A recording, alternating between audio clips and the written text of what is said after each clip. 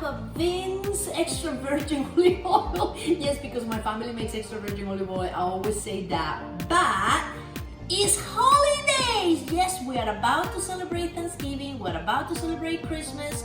And the reality is we're always looking for a snack or something we can do. And so I have the perfect healthy snack for you today.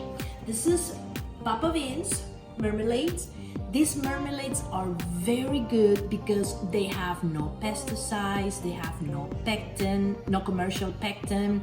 I mean, we call it clean products, just made from whole fruit oranges. So what we're gonna do is, we got some goat cheese. We love goat cheese. And we are gonna get a half to try, and we're gonna put it in here with crackers. And then all we're gonna do is we're gonna take the PapaVince marmalade and we're just gonna pour some right on top of it.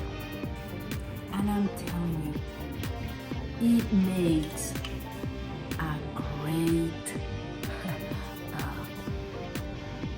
great dip, a great finger food.